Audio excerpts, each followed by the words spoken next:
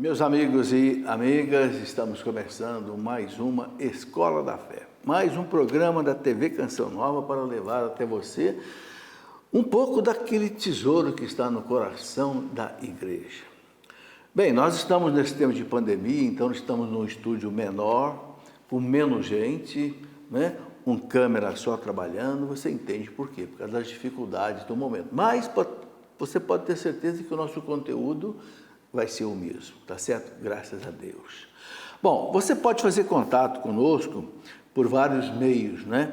Temos aí o e-mail escoladafé@cançãonova.com, temos o twitter.com/escola da fé e tem o telefone também, que é também o WhatsApp, o 12 31 86 2600. E você pode assistir os outros programas que você quiser assistir, acessando aí tv.cançãonova.com/programa, tv.cançãonova.com/programa, você escolhe qual é o programa que você quer rever ou que você perdeu, quer assistir de novo, tá certo? Muito bem, né? E aí nós temos que dizer a você também que Canção Nova conta com a sua colaboração, sua contribuição, sobretudo nesse tempo difícil, né, que todo o nosso país atravessa, mas que a evangelização nunca para. A evangelização da igreja nunca parou. Mesmo nas épocas mais difíceis da igreja, épocas de perseguição, épocas de heresias, épocas inclusive onde houve muito conflito dentro da igreja por causa da investidura leiga, mas a evangelização sempre continuou, né? Então a Canção Nova conta com a sua ajuda, né, para que ela continue fazendo aí essa evangelização que faz praticamente hoje no mundo inteiro. Muito bem, vamos rezar pedindo ao Senhor a sua graça, a sua bênção para mais esse nosso programa em que nós queremos conversar hoje sobre as virtudes teologais e morais. Não sei se você sabe o que são as virtudes teologais, né? Fé, esperança, caridade, ligadas diretamente a Deus, e as virtudes morais. Vamos pedir a Deus a sua graça e a sua bênção, em nome do Pai, e do Filho, e do Espírito Santo. Amém. Vinde, Espírito Santo, enchei os corações dos vossos fiéis, acendei em nós o fogo do vosso amor. Enviai, Senhor, o teu Santo Espírito, e tudo será criado, e renovareis a face da terra. Ó Deus, que instruíste os corações dos vossos fiéis, com a luz do Espírito Santo, fazei que nós apreciemos retamente todas as coisas, segundo o mesmo Espírito, e gozemos sempre da sua consolação, por Cristo nosso Senhor. Amém. Que a Virgem Maria, nossa Mãe, interceda por nós neste momento. Ave Maria, cheia de graça, o Senhor é convosco. Bendita sois vós entre as mulheres. Bendito é o fruto do vosso ventre, Jesus. Santa Maria, Mãe de Deus, rogai por nós, pecadores, agora e na hora de nossa morte. Amém. Glória ao Pai, ao Filho e ao Espírito Santo, como era no princípio, agora e sempre. Amém. Em nome do Pai, e do Filho e do Espírito Santo. Amém. Muito bom, meus caros amigos e amigas que nos acompanham pela TV Canção Nova, o nosso programa Escola da Fé. Cada semana nós trazemos aqui um assunto que é um aprofundamento na nossa fé, na nossa doutrina. A igreja sempre falou das virtudes teologais e virtudes morais, então nós temos que aprofundar um pouco, né, esse assunto, porque faz parte da nossa caminhada, né? A gente sabe que pelo batismo, a Santíssima Trindade dá ao batizado a graça da justificação, né? Cancela o pecado original e dá a condição de viver conforme a vontade de Deus. O batismo nos faz filhos de Deus, membros da igreja, membros do corpo de Cristo, filhos adotivos do Pai através de Jesus Cristo, né? E aí, né, nos torna capazes de crer em Deus, de esperar nele, de amá-lo por meio exatamente das virtudes teologais. A fé, a esperança e a caridade são virtudes que nos levam o quê? A amar a Deus, fazer a vontade de Deus, né? É uma graça especial, né? As virtudes teologais, elas ajudam o cristão a viver então, em relação com a Santíssima Trindade. né? Veja, o batismo nos faz filhos de Deus, membros do corpo de Cristo, da igreja.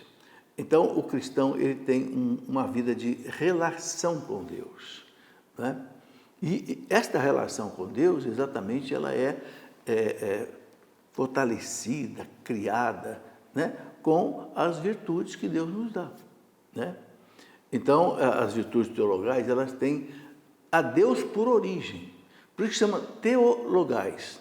Theos, Deus, logos, quer dizer discurso, quer dizer conhecimento, né? Então, virtudes diretamente, cuja origem está em Deus, né? Que é o motivo e a meta, ao mesmo tempo, dessas virtudes, né?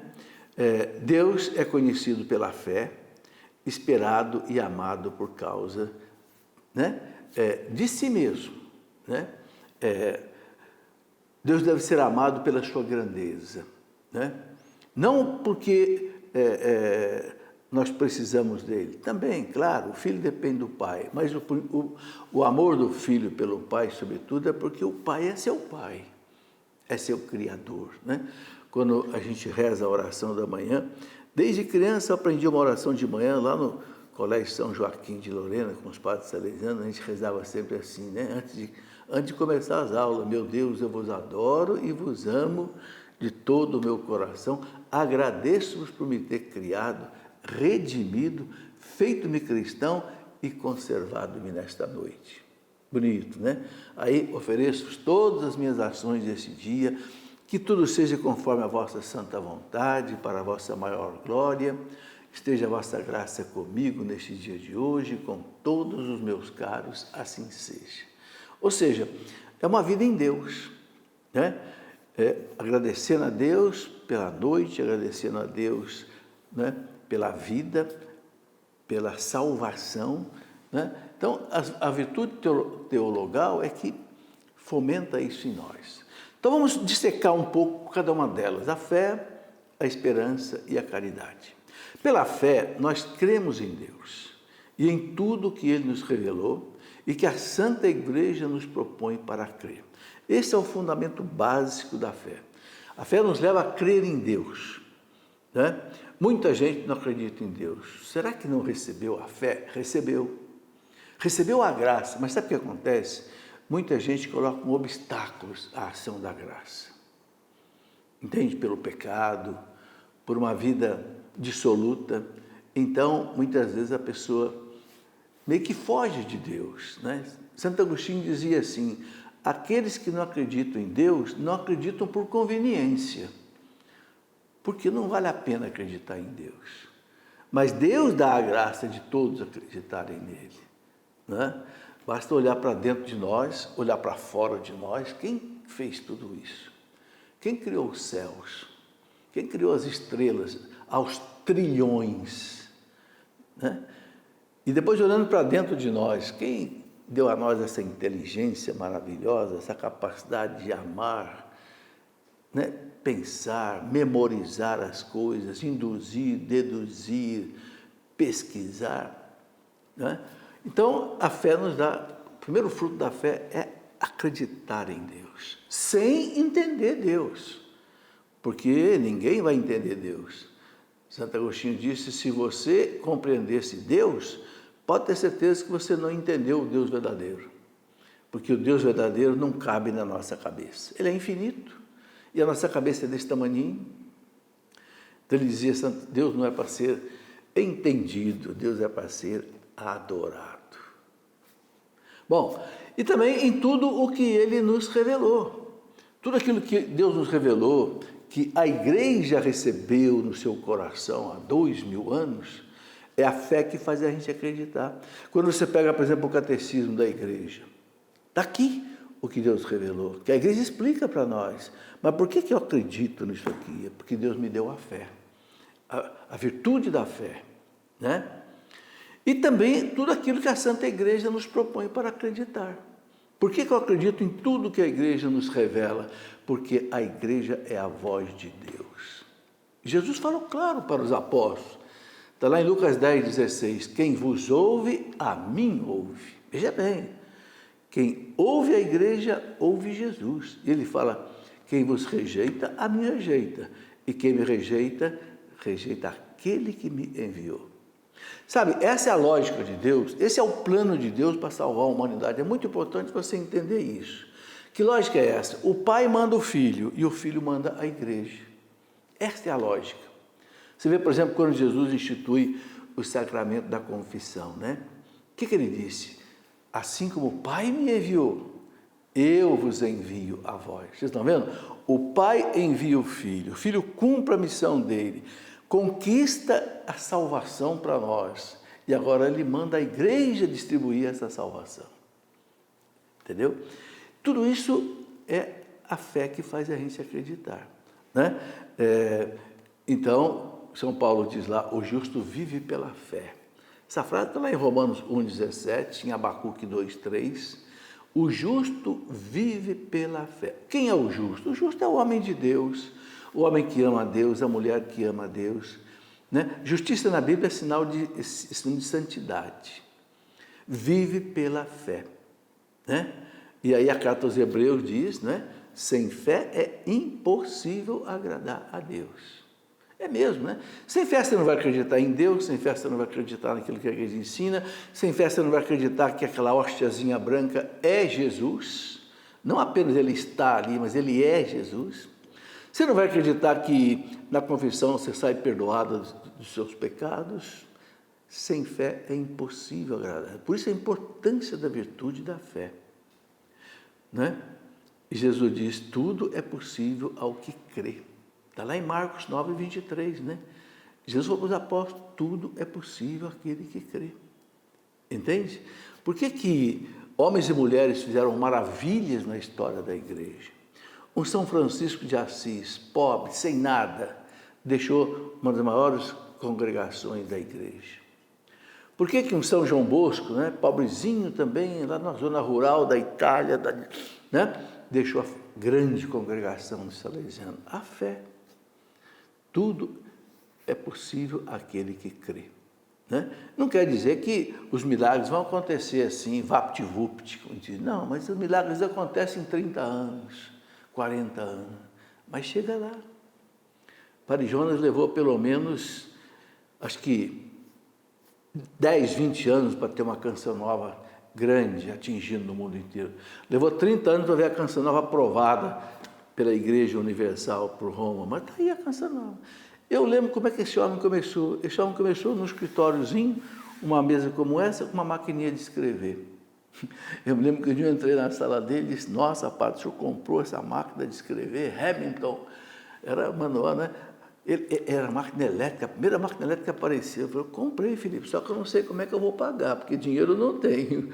E aquele homem pagou aquela máquina de escrever, lá em Lorena, né? Do lado ali da Catedral de Lorena, na salinha dele ali, né? Que hoje é a secretaria da paróquia ali. Ele disse, vou pagar essa máquina. Pagou a máquina e hoje ele mantém uma canção nova aí, com a ajuda de nós todos, que, né, tem aí mais de 1000 consagrados e mais de, nem sei dizer quantas pessoas mais. A fé, né, que remove montanhas. O catecismo da igreja, lá no parágrafo 1270, diz assim, acho importante essa citação, tornados filhos de Deus pela regeneração batismal, olha aí, o batismo nos torna filhos de Deus. Porque nós perdemos a filiação quando a humanidade foi expulsa do paraíso, depois do pecado de Adão e Eva. Mas nós resgatamos a filiação divina pelo batismo, porque o batismo aplica em nós a redenção de Cristo, né? Os batizados são obrigados a professar diante dos homens a fé que pela igreja receberam de Deus e a participar da atividade apostólica e missionária do povo de Deus. Então, a fé não é uma realidade só que eu tenho e pronto, fica fechada em mim. Não. A fé me faz filho de Deus, a fé me faz missionário. Então, eu tenho que professar diante dos homens dessa fé, né? São Paulo fala lá, né, na carta aos Romanos, né? Aquele que professar sua fé será salvo, né? E também participar da atividade apostólica e missionária do povo de Deus, né? O cristão não pode ser um cristão assim isolado da vida da igreja, do trabalho da igreja. Não, nós todos somos, né, por causa da fé, consequência da fé. Nós somos lançados a evangelizar. Bom, então isso é muito importante, né? Só para fechar esse ponto aqui da fé e a gente passar para o estudo da esperança, né? Eu me lembro quando eu era criança, a gente rezava o ato de fé, né? Creio em um só Deus, Pai Todo-Poderoso, Criador de todas as coisas. Creio em Jesus Cristo, né, que nos salvou, Redentor. Creio em tudo mais o que crê em si na Santa Mãe Igreja, porque Deus, verdade infalível, o revelou. Deus, verdade infalível, o revelou. E nesta fé eu quero viver e eu quero morrer. Era um ato de fé. Esse ato de fé é muito antigo na igreja, muito clássico, né? Bom, vamos falar um pouco da esperança. Pela esperança, nós desejamos e aguardamos de Deus, com firme confiança, a vida eterna e as graças para merecê-la. Este é o ato de fé, ato de esperança da igreja. Pela virtude da esperança, que é um dom de Deus, primeiro nós desejamos uma vida eterna. Preciso desejar o céu. Santo Afonso de Ligório, doutor da igreja, dizia que no purgatório tem uma cadeia especial para aquelas almas que não desejaram o céu. Ora, Deus criou o céu para nós. Como é que eu não vou desejar o céu? Uma vida eterna com Deus, onde São Paulo diz, olhos humanos jamais viram, ouvidos humanos jamais ouviram, coração humano jamais sentiu o que Deus tem preparado para os que o amam. Então, desejar o céu é uma graça, é uma virtude, é uma necessidade. Ok? Por que os mártires enfrentaram o martírio? Esperando o céu. Por que os santos viveram uma vida, muitas vezes, de penitência, de oração, de sacrifício? Confiança no céu, eu vou viver com Deus, né? Bom, e nós aguardamos de Deus, com essa firme confiança, a gente conquistar essa vida eterna e ter as graças para merecer essa vida eterna. Porque para merecer a vida eterna, para ter a vida eterna, a gente tem que merecer. Santo Agostinho dizia assim, Deus que te criou sem precisar de ti, não pode te salvar sem a tua ajuda. Para nos criar, Deus não precisou de nós, mas para nos salvar, Deus precisa de nós. Precisa que a gente se abra à graça, coopere com a graça e viva de acordo com a vontade de Deus. Essa é a virtude da esperança. Eu espero o céu, Deus vai me dar a graça de conquistar o céu, né? As graças que eu preciso, né? Aí, coloca essa citação da carta de São Paulo aos Romanos, tudo concorre para o bem daqueles que amam a Deus. Então, nessa caminhada para a casa do Pai, né? Deus nos ajuda de muitas maneiras. Primeiro, Deus nos ajuda com todos os recursos que a igreja coloca à nossa disposição, principalmente os sacramentos, a liturgia, a palavra de Deus, né? A confissão, a Eucaristia, sobretudo. Então, Deus nos dá essa via de salvação, né? E também pelos acontecimentos da vida. Quando São Paulo diz que tudo concorre para o bem dos que amam a Deus, a gente tem que aproveitar também os acontecimentos da vida que Deus deixa a gente passar por eles, para a gente também se santificar, né? Um grande santo da igreja, São Pedro Crisólogo, dizia assim, né, citando aquela passagem de São Paulo, lá na carta aos Romanos, capítulo 12, versículo 2, São Paulo dizia, né, que nós devemos oferecer a Deus o nosso sacrifício, né? A verdadeira imolação da nossa vida, como Cristo ofereceu, né? Então ele fala, no altar do coração, né, você ofereça a Deus, né, toda a sua luta, todo o seu sacrifício. Então, ele compara como se nós fôssemos ao mesmo tempo o altar, a vítima e o sacerdote que oferece. O altar é o coração. A vítima sou eu mesmo naquilo que eu sofro nessa vida, nas dificuldades dessa vida. E o sacerdote sou eu mesmo. Então, assim como Cristo, ao mesmo tempo, ele é a vítima, né, que se oferece ao Pai no altar da cruz, nós também. Né? Aí a gente coopera com Cristo na salvação. E isto nos santifica. Isso nos leva à eternidade. Agora, a virtude da esperança leva a gente a viver isso com alegria. A virtude da esperança nos leva a enfrentar as dificuldades da vida sem desespero, sem desânimo, sem blasfêmia, e dando graças a Deus. São Paulo diz tudo, em todas as circunstâncias, dai graças a Deus. Oh, mas espera aí, eu vou dar graças a Deus porque eu estou sofrendo, chorando. Não, você vai dar graças a Deus pela obra que Deus está fazendo através disso. Deus não quer o mal, Deus não manda o mal, Ele permite o mal. O mal é consequência dos desregramentos da humanidade, né? Mas Deus pode permitir isso, então, para que a gente chegue, né, a uma perfeição maior. Bom, pela caridade, nós sabemos muito bem como o Evangelho fala da caridade. É a virtude por excelência. São Paulo diz, não é? Um dia a fé não vai ser mais necessária. Por quê? Porque nós já estamos vendo Deus face a face, então não preciso mais a fé para crer. A esperança não vai ser mais necessária, porque eu já estou lá onde a esperança quer me levar ao céu. Mas vai sobrar então o quê? A caridade. Por isso, Deus é caridade. Deus caritas est, né? Diz lá São João na primeira carta dele, capítulo 4, versículo 8. Então, pela caridade, nós amamos a Deus sobre todas as coisas. Caridade quer dizer amor. O primeiro ato de amor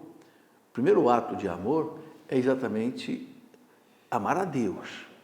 Né? O primeiro mandamento é esse, amar a Deus sobre todas as coisas. Esse coisas aí, a gente tem que dizer essa palavra coisas, que não quer dizer só coisas materiais. Não, né? Quando o Papa escreveu aquela oração de consagração à Nossa Senhora, muita gente estranha, né? Quando fala coisa e propriedade vossa, mas eu não sou coisa, eu sou filho. Só que tem uma coisa, a palavra coisa, de onde o Papa, o reis do latim, não quer dizer só coisas materiais, não, pessoas, é tudo. Então, por isso que o mandamento fala amar a Deus sobre todas as coisas, pessoas, bens, dinheiro, atividades, pai, mãe, filho, coisas. Esse coisas tem que ser entendido desde a sua raiz, entende? Então, o primeiro amor, a primeira caridade é o amor a Deus. E tudo que vem depois é consequência disso. Né? Amar o próximo como a nós mesmos, por amor a Deus. Veja, é diferente o amor do cristão da filantropia. O que é a filantropia? A filantropia é um amor humano. Eu amo, eu ajudo a outra pessoa com uma esmola e tal, porque é um sentimento humano. É bonito, é bom, mas a caridade humana é mais do que isso. A caridade humana, eu ajudo o outro, não só por causa de um sentimento humano que eu tenho, mas porque ele é filho de Deus. Ele é amado por Deus como eu. Entende? Então, aí a caridade ao próximo. Consequência do amor de Deus. Por isso que São Paulo fala que a caridade, ela é o vínculo da perfeição. Lá em Colossenses 3,14, São Paulo coloca isso. O vínculo da perfeição. É a forma de todas as virtudes. Porque Deus é amor. A única definição que a gente encontra na Bíblia é essa. Deus é amor. Deus caritas est. Né? Bom, aqui eu resumo, para a gente fechar essa parte, o ato de fé que eu disse que rezava desde criança, né? Eu creio firmemente que há um só Deus, em três pessoas realmente distintas, Pai, Filho e Espírito Santo. Creio que o Filho de Deus se fez homem, padeceu, morreu na cruz para nos salvar, ao terceiro dia ressuscitou. Agora, o bonito é isso. Creio em tudo o mais que crê e ensina a Santa Mãe Igreja Católica, porque Deus, verdade infalível, o revelou. Então, se Deus é uma verdade infalível, ele não pode errar. nesta crença eu quero viver e morrer. Ok? Eu quero dizer que a infalibilidade da igreja não se confunde com impecabilidade. Os filhos da igreja têm pecados, mas a igreja é santa, é dogma de fé. Então, quando a igreja ensina a doutrina, ela não erra, apesar dos pecados dos seus filhos. É preciso entender isso também. O ato de esperança, eu estou colocando aqui porque são orações clássicas da igreja, e essas orações elas têm um peso muito grande. Eu espero, meu Deus, com firme confiança, que pelos merecimentos de nosso Senhor Jesus Cristo, olha aí, não é de graça não, é pelos méritos de Cristo, me dareis a salvação eterna e as graças necessárias para consegui-la, porque vós somente bom e poderoso haveis prometido a quem observar o Evangelho de Jesus, como eu proponho fazer com o vosso auxílio. E o ato de caridade, eu vos amo, meu Deus, de todo o meu coração, sobre todas as coisas, porque sois infinitamente bom e amável, e antes quero perder tudo do que vos ofender. Por amor de vós, amo meu próximo como a mim mesmo. Está aí, essa é a primeira parte que nós queremos colocar. Vamos fazer o nosso intervalo e depois a gente retorna para continuar. Meus amigos e amigas, nós já estamos de volta com a nossa Escola da Fé. Lembrando a você que a Canção Nova precisa de você para continuar a evangelizar, ok? Não adianta nada a gente estar aqui trabalhando, preparando tudo, se a Canção Nova não consegue colocar as coisas todas aí no ar para chegar a todas as pessoas, né? Então, esse trabalho de evangelização é um trabalho que depende de todos nós, né? Cada um faz um tipo de atividade. Muito bem, nós estamos hoje conversando um pouco sobre as virtudes teologais e virtudes morais. Falando das virtudes teologais um pouco, vamos continuar. Eu queria só mostrar aqui dois livros que ajudam a refletir sobre isso. Um deles é esse, Os Pecados e as Virtudes Capitais. Nós temos 7 pecados que são capitais. Capitais, caput do latim, quer dizer cabeça, são pecados assim fortes, né? O quê? Soberba, ganância, luxúria, gula, ira, inveja e preguiça. Mas do lado oposto tem as virtudes. Aí você tem a humildade contra a soberba. Você tem, né, contra a gula você tem a temperança, contra a preguiça você tem a diligência, contra a luxúria você tem a castidade. Então, para cada pecado capital você tem uma virtude oposta. Então, é um meio da gente desenvolver as virtudes também, né? Bom, eu escrevi um livro, engraçado, um dia foi a Luzia Santiago que me sugeriu esse livro. Um dia a Luzia me disse assim, Felipe, tem tanto livro aí de autoajuda e tal, que você não escreve um livro de autoajuda, mas cristão. Então, aquilo que ficou na minha cabeça. Eu escrevi esse livro, Para Ser Feliz. Qual é o caminho para a gente ser feliz? É o caminho das virtudes. A felicidade está no bojo da virtude, assim como a infelicidade está no bojo do pecado. Santo Agostinho dizia assim, os teus pecados são a tua tristeza, deixa que a santidade seja a tua alegria. Então, esse livro é um livro para a gente buscar a felicidade nas virtudes.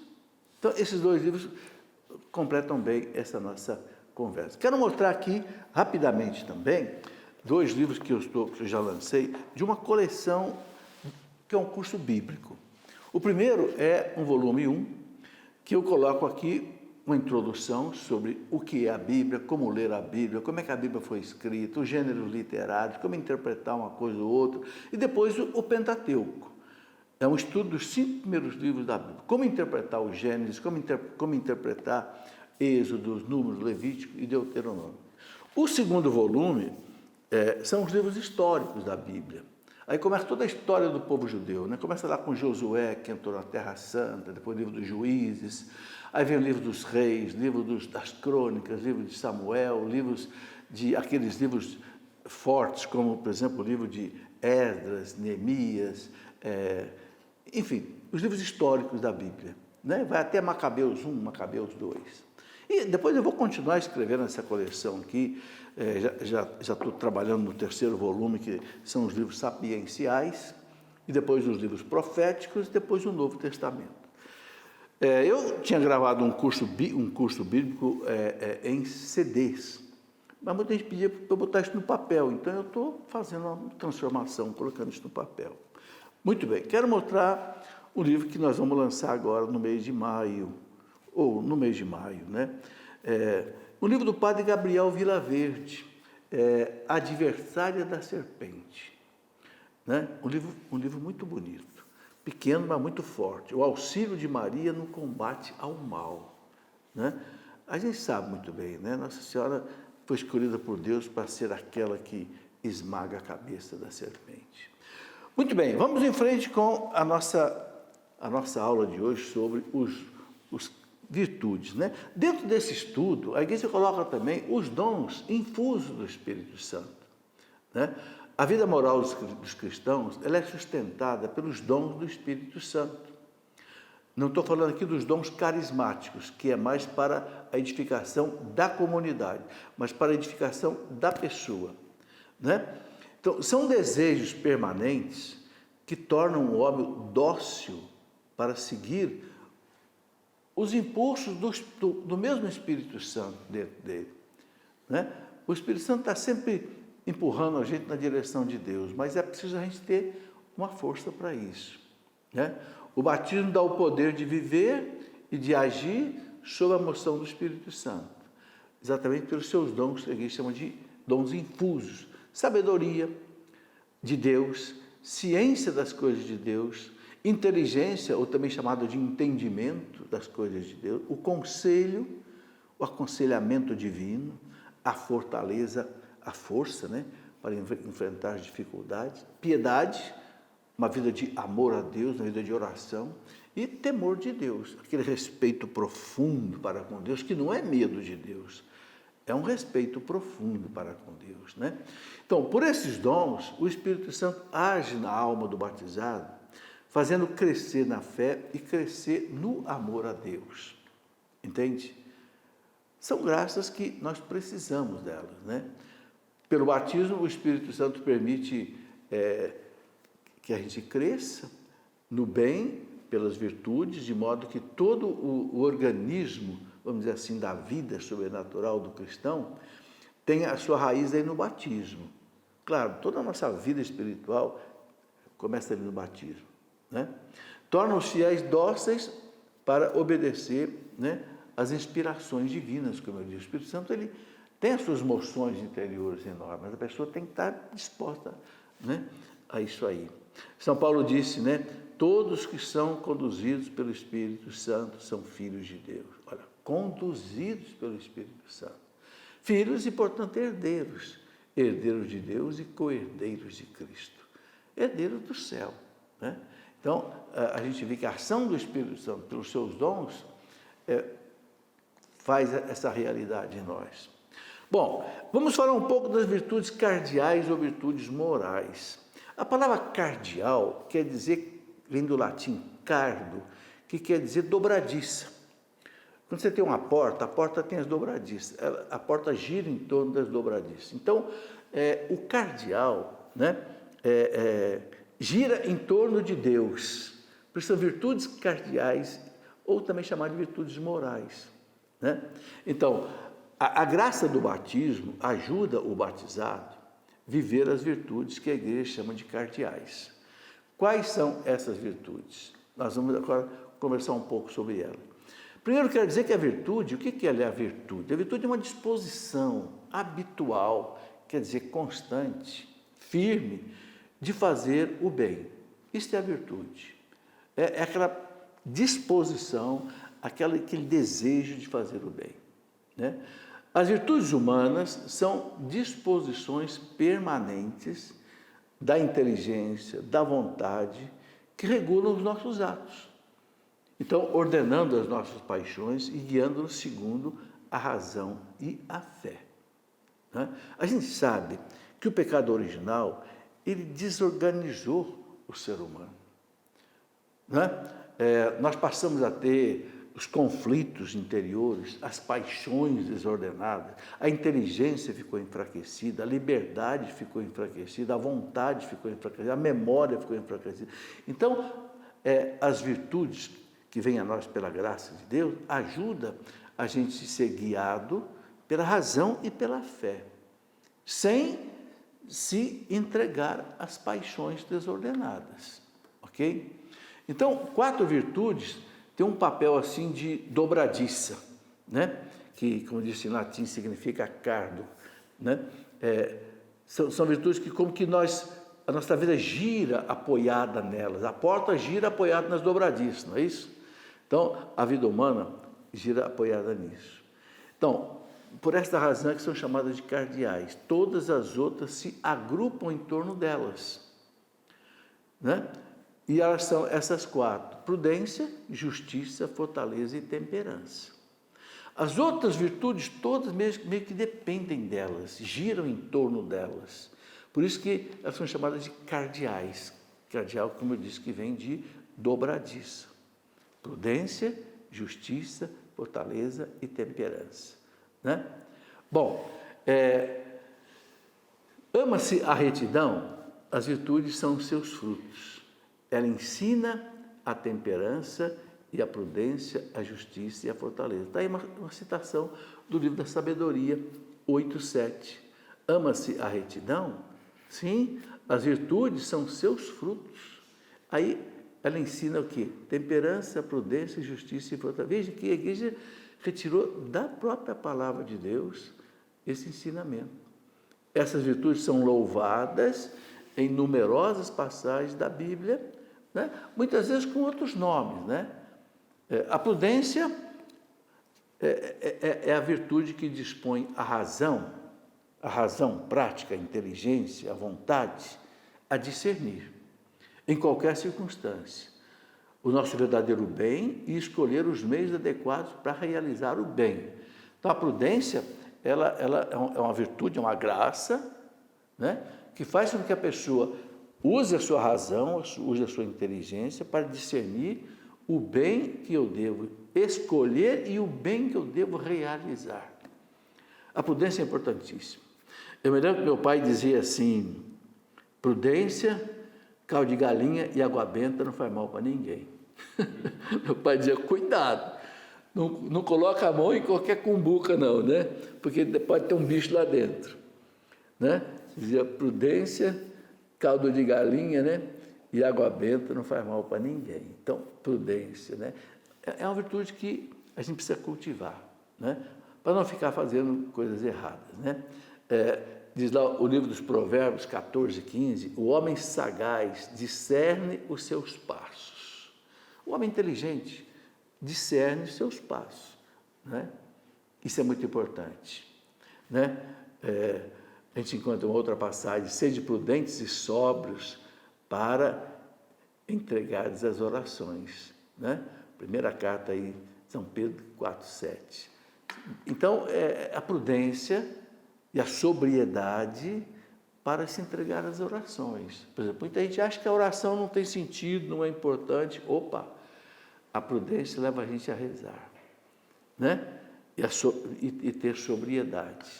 Então, essa é uma graça, né? A prudência é a regra certa da ação, de São Tomás de Aquino. É a regra certa da ação. É o meio de eu agir corretamente. É a prudência. Olha que coisa importante. Agir corretamente, né? E São Tomás de Aquino cita isso citando Aristóteles, né? Porque São Tomás, ele aproveitou a filosofia de Aristóteles e cristianizou essa filosofia de Aristóteles, né? Não se confunde com a timidez ou com o medo. Veja bem, prudência não é timidez nem medo, né? E nem assim a cumplicidade, a dissimulação, né? Fugir das situações, não. É chamada de portadora das virtudes. Por quê? Porque conduz a outras virtudes, indicando, né, a regra, a medida, a maneira de agir, né? Então, é uma virtude muito importante que nós precisamos pedir a Deus. Repito mais uma vez, não quer dizer a pessoa ter medo, a pessoa ter timidez, não. A prudência é aquela virtude que faz a pessoa se calar quando ela deve calar, mas também ter coragem de falar quando tem que falar. Né? Um pregador que tem que denunciar o pecado. Veja os profetas, por exemplo, na Bíblia, né? Denunciavam o pecado de Israel. E denunciava a ponto, muitas vezes, de serem perseguidos, serem até mortos, como foi Zacarias, como foi o próprio Jeremias, Isaías. Né? Bom, mas também não se arriscar em qualquer situação à toa também. Não é? A prudência nos orienta nesse sentido também. Entende? E é uma graça de Deus. Bom, é a prudência que guia, né, imediatamente o juízo da consciência. O homem prudente decide e ordena sua conduta seguindo esse juízo. Uma das coisas mais importantes que Deus colocou em nós foi a consciência. Os teólogos dizem que nós vamos ser julgados por Deus de acordo com a nossa consciência. Né? Se a minha consciência disse alguma coisa para mim que é mal e eu faço aquilo, eu estou ferindo a consciência, então estou sendo imprudente. Né? Bom, então graças à virtude da prudência, nós aplicamos sem erro os princípios morais aos casos particulares e nós também superamos as dúvidas sobre o bem a praticar e o mal a evitar. Então a virtude nos ajuda a fazer o bem e evitar o mal. É um resumo que a gente pode colocar nesse ponto. A justiça é a virtude moral também, que consiste na vontade constante, né? Firme, de dar a Deus, né, e ao próximo o que é devido. Então, a justiça é isso. Dar a César o que é de César, dai a Deus o que é de Deus, dai a cada um o que é devido a cada um. É justiça. Né? A justiça para com Deus chama-se virtude de religião. Né? Jesus ordenou isso, dar a Deus o que é de Deus, dar a César o que é de César. Né? Então, justiça. Né? Hoje o mundo clama por justiça. Né? Quantas vezes a gente vê aí na televisão, vê nos vídeos aí, quero justiça, mataram meu filho, não sei o quê, justiça. Né? A palavra justiça na Bíblia é uma palavra muito forte. No fundo, ela é questão de santidade. Né? São José era um homem justo. Então, o Evangelho usa a palavra José, era um homem santo. Né? Bom, para com os homens, né, a justiça nos dispõe, então, a respeitar os direitos de cada um e a estabelecer também nas relações humanas a harmonia que promove, né, o bem entre as pessoas e o bem comum. O homem justo, ele distingue-se pela correção habitual de seus pensamentos, pela retidão de sua conduta para com o próximo. Né? O mundo luta pela justiça. A igreja tem uma doutrina social da igreja que tem como palavra-chave o quê? O bem comum. O bem comum é uma expressão que resume toda a doutrina social da igreja. Fazer justiça social é buscar o bem de todos. Não quer dizer todos serem iguais. Não, Deus não fez ninguém, Deus não fez duas pessoas iguais e nunca haverá duas pessoas iguais. Mas as oportunidades para que todos tenham paz, tenham felicidade, tenham necessidade, é o bem comum. Né? Então, a igreja estimula muito isso. Faz parte, né, da justiça. Uma citação que a gente encontra aí no livro do Levítico, né, 19:15, não favoreças o pobre, nem prestigies o poderoso, julga o próximo conforme a justiça. Está aí. A justiça é julgar as pessoas corretamente. Não importa porque ele é rico e pode subornar o juiz, ou porque ele é pobre e merece desprezo. Não. Ambos têm que receber a justiça. Né? Senhores, dai aos vossos servos o justo e equitativo, sabendo que vós tendes um Senhor no céu. Está aí, a carta aos Colossenses, né? Capítulo 4, versículo 1. Então, São Paulo falando para aqueles senhores Senhores que tinham escravos. Ele está falando aqui de servos. Olha aí, Senhor, dai aos vossos servos o justo e equitativo, sabendo que vós tendes um Senhor no céu. Claro, naquele tempo existiam escravos, né? Servos. São Paulo está falando dentro do contexto daquela época. Bom, a virtude da fortaleza é a virtude moral que dá segurança nas dificuldades. Muito importante, né? Quem que não passa por dificuldade, né? Da firmeza, da constância, né? Na procura do bem. Então, a fortaleza, né? Vem de força, né? Nos dá força interior para vencer as dificuldades da vida. Quem não tem dificuldade na vida? Quem não tem a sua cruz na vida? Todos nós temos. Então, essa virtude nos dá... É um dom também do Espírito Santo também, né? Nos dá firmeza e dá constância na procura do bem. Porque não é importante só fazer o bem, é importante fazer o bem sempre. A perseverança é uma virtude muito importante. Então, a fortaleza, ela afirma a resolução de resistir às tentações, superar os obstáculos da vida moral, né? E a virtude da fortaleza também nos torna capazes de vencer o medo, inclusive da morte, né? De suportar a provação e suportar as perseguições. Uma coisa muito interessante, uma citação muito interessante que São Paulo coloca, eu gosto muito de lembrar essa citação. São Paulo coloca o seguinte, né? Está na primeira carta aos Coríntios, lá no capítulo 10, versículo, se não me engano, 31, São Paulo diz assim, né? Deus é fiel.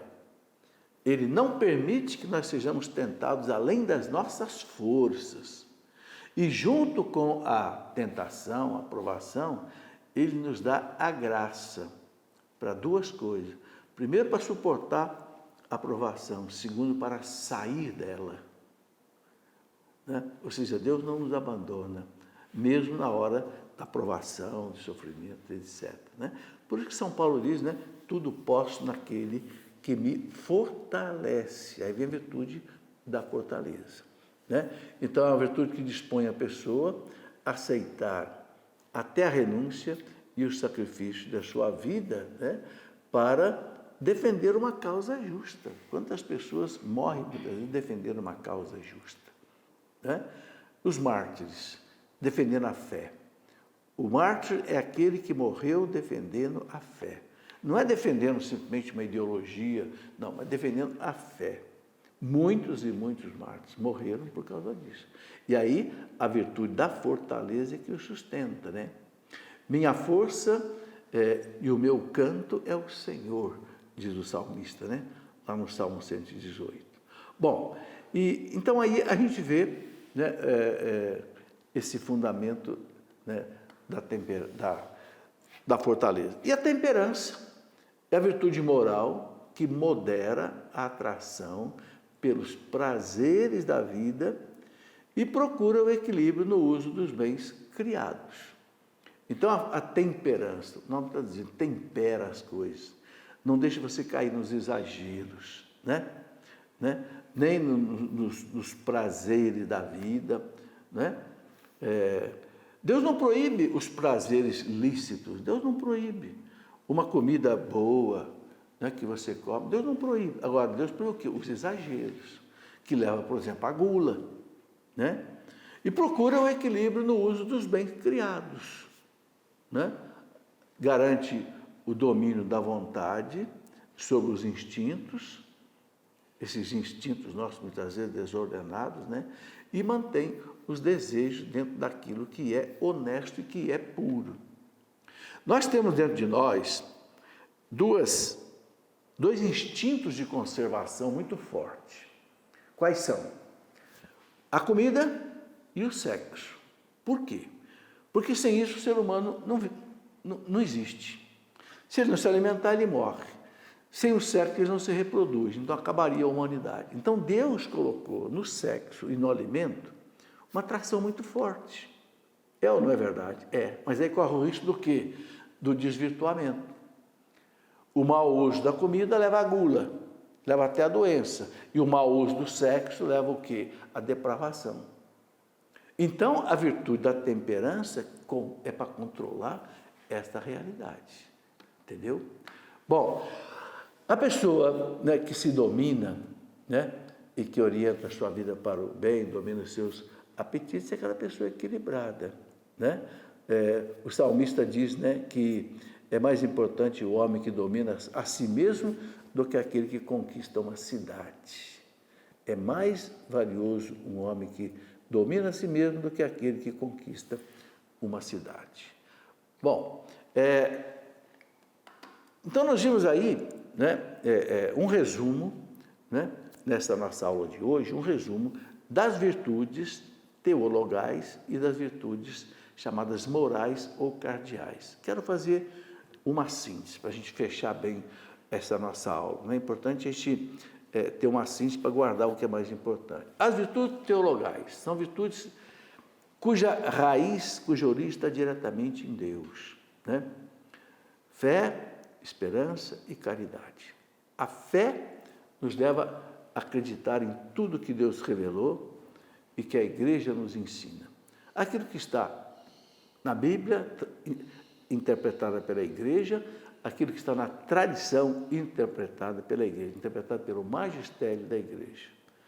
Por exemplo, o nosso catecismo, o que é? É aquilo que Deus revelou para a igreja, que está colocado aqui de maneira pastoral. A gente pode dizer, né, entre aspas, que o catecismo é como se fosse a explicação da palavra de Deus, numa forma pastoral. Então nós temos aí, né, e depois, né, a esperança de nós conquistarmos a vida eterna e os meios que Deus nos dá para isso. Pedir a Deus a virtude da esperança, o desejo do céu e as graças para consegui-lo. E a caridade, amar a Deus em primeiro lugar, amar o próximo por amor a Deus. É o amor ágape, né? O amor por amor a Deus. Depois temos as virtudes, a justiça, a temperança, né? A fortaleza, né? Vimos aí essas virtudes que elas são chamadas de virtudes cardeais, porque, como eu expliquei, a palavra cardial, ela vem de cardo, que do latim quer dizer uma dobradiça. Então, as outras virtudes todas giram em torno delas. Repare que tem muitas outras virtudes que nós não falamos aqui, mas que dependem delas, né? Então, você vai ver a virtude da humildade, a virtude do desprendimento, a virtude da castidade, todas vão depender dessas virtudes morais ou dessas virtudes cardeais. Bom, daí é um resumo do que a gente colocou hoje e que faz parte, né, de todo o ensino moral da igreja para nós. Tá certo? Um grande abraço a todos, peço a Deus que nos abençoe, peço aos sacerdotes que nos acompanhem, que nos dê aí mesmo de longe da sua casa a sua bênção para todos nós. Em nome do Pai, e do Filho, e do Espírito Santo. Amém.